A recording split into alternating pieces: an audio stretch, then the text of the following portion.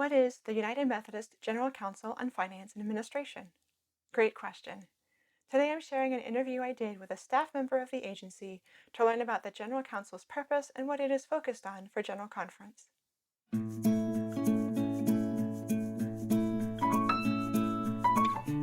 Would you introduce yourself? My name is Bryan Mills. I'm the General Counsel for the General Council on Finance and Administration, otherwise known as GCFA. Tell me, what is your agency's purpose?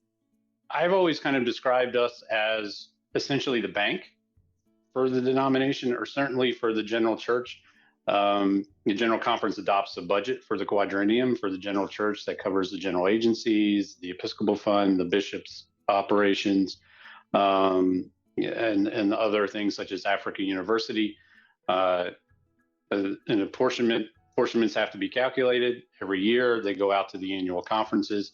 Those conferences pass those on to the local churches, and then the money gets collected and it comes up.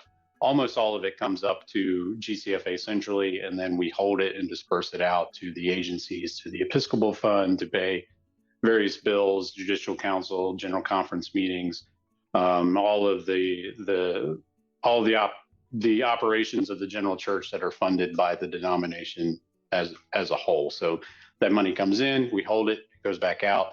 I would say that's our primary function. There's a lot of specifics go along with that. Investing the money while it's being held, making sure it's used for the purposes that it's supposed to be used for, auditing the funds themselves, auditing the entities that receive the funds, GCFA included, the other general agencies. And then at the end of a 4-year cycle, it starts over again, and that we develop another budget to be proposed to General Conference. And we also report on what happened with the prior budget and financial reports and financial information that we provide to the agencies. What would you say is the impact of that work on the United Methodist Church? There's a lot of things I think that are really hard for individual churches to do themselves. There are now, after disaffiliations, I think around 20,000 or so United Methodist churches. They vary in size from the very small to 10 to 15 people coming on Sunday mornings to several thousand. The larger ones maybe have the capacity from a financial standpoint, from an organizational standpoint, a logistics standpoint, to go out into their community or even to other countries and other parts of the world to do mission work and activities and things, but that can be difficult for a lot of smaller churches. And so the pooling of assets, this pooling of resources allows for something like Africa University to exist, for the General Board of Global Missions to exist, to go out and do the things on a collective basis through a centralized function that's funded by the connection that wouldn't happen otherwise.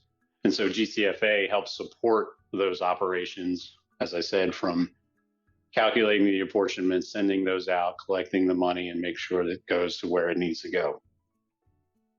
Would you describe in brief what legislation GCFA has submitted to the upcoming General Conference? And this is by far the smallest package of legislation that GCFA has had. I think we have 5.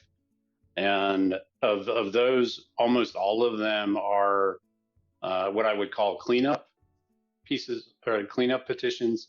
Over time, things develop and the discipline doesn't necessarily keep up with how things change, name changes. For example, one of them is Palmex has changed its name, and it's now an out-of-date name in the discipline in one of the GCFA paragraphs. So we want to get that updated so that that's accurate. The pension program for Central Conference bishops that GCFA helps make sure exists, its name has changed. It's been replaced. So we want to make sure that's reflected. It's mostly those types of things. For anything else is just as the denomination is changing. And these conversations are happening about what the general church might look like. A few years back, there were significant proposals to have spinoffs, for lack of a better word. As those conversations have been happening, we're just looking for thinking, how do we position ourselves to continue to be a resource for whoever might need us?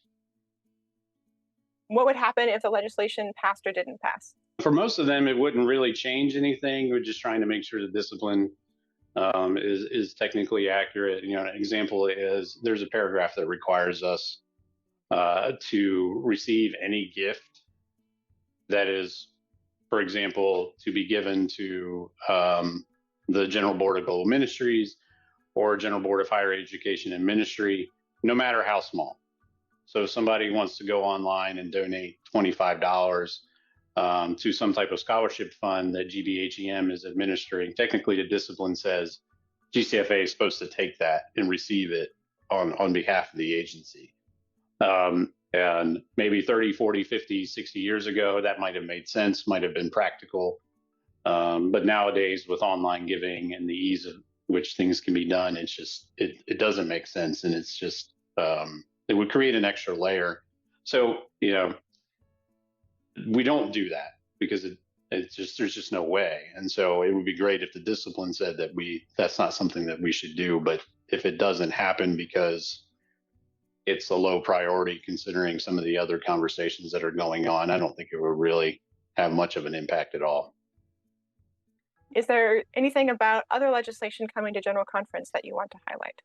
We don't have anything specifically, but what I can say is we, as part of our budget development process and then going through the process of General Conference and tracking what petitions are getting supported by legislative committees and then ultimately adopted by the plenary, we have identified all legislation that we believe could financially impact the general church budget, either up or down.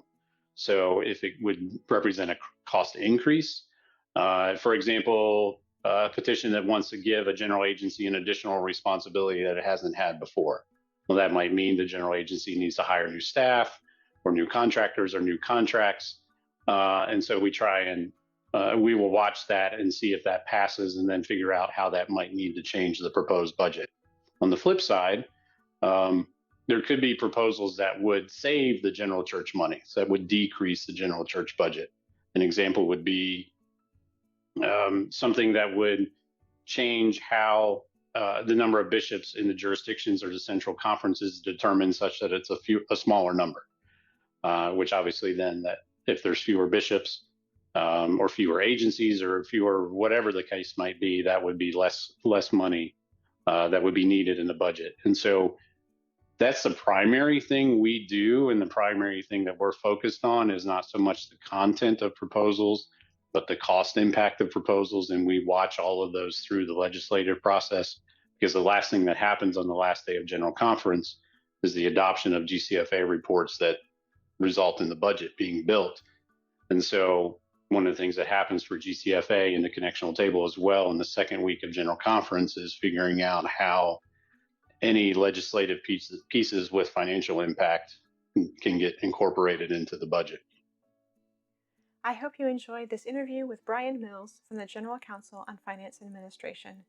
Please leave your feedback below and subscribe to get notifications about upcoming Emily Explains videos. Thanks for watching.